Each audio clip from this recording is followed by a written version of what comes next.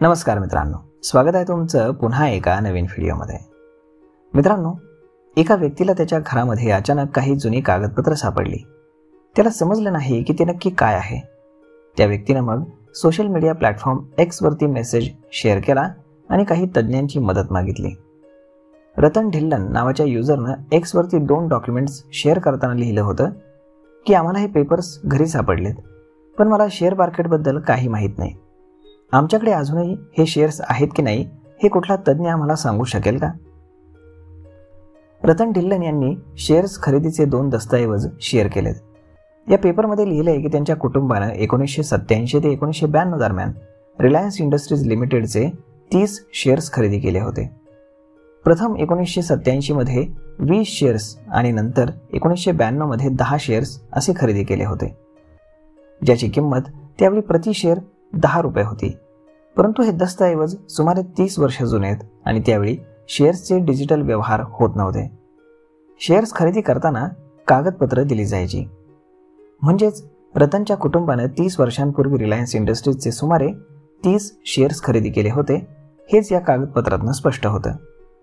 यावरती एका युजरने सांगितलं की गेल्या 30 वर्षात रिलायन्सचे शेअर्स 3 वेळा विभाजित केले गेलेत आणि 2दा बोनस मिळालाय। त्यानुसार शेअर्सची संख्या आजच्या तारखेनुसार सुमारे 960 पर्यंत वाढलेली आहे। सध्या रिलायन्सच्या किमतीनं गुणाकार केल्यास सुमारे किंमत ही 11,88,000 रुपये होते। म्हणजेच सुमारे 30 वर्षांपूर्वी रतन ढिल्लन यांच्या कुटुंबानं रिलायन्सचे जे 30 शेअर्स सुमारे 300 रुपयांना विकत घेतले होते, ज्याची आज किंमत 11,88,000 रुपये इतकी झाली आहे। पूर्वीचे शेअर्स केवळ फिजिकल स्वरूपामध्येच विकले जात होते आणि शेअर्समध्ये गुंतवणूक करणारे फार कमी लोक होते। पण 2 दशकांपूर्वी ज्यांनी शेअर बाजारामध्ये गुंतवणूक केली ते लोक मात्र आज प्रचंड श्रीमंत झालेले आहेत। शेअर्सचे पेपर्स पाहिल्यानंतर अनेक युजर्सनी मजेशीर कमेंट्स केल्यात। एकाने लिहिलंय की तुम्हाला लॉटरी लागली आहे, तुम्ही रातोरात करोडपती झालाय। तर दुसऱ्या युजरने लिहिलंय की रतन भाई, अजूनही घर नीट शोधा, कोणास ठाऊक MRFचे देखील काही शेअर्स सापडतील। पैसे मिळवण्यासाठी रतनला प्रथम हे दस्तऐवज डिजिटल स्वरूपामध्ये हस्तांतरित करावे लागतील। यासाठी त्याला ज्या व्यक्तीच्या नावावर हे शेअर्स आहेत त्यांची कागदपत्र आणि त्यांच्या कुटुंबातील सदस्यांची कागदपत्र सादर करावी लागतील।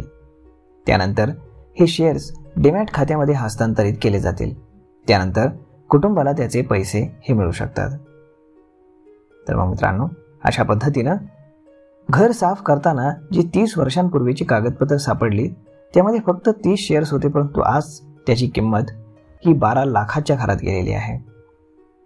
तर मग मित्रांनो, हा व्हिडिओ, ही माहिती तुम्हाला कशी वाटली हे तुम्ही आम्हाला कमेंट करून नक्की सांगा। आणि जर आवडली असेल तर आपल्या जवळच्या मित्रमंडळींसोबत देखील हा व्हिडिओ तुम्ही शेअर करायला विसरू नका। धन्यवाद।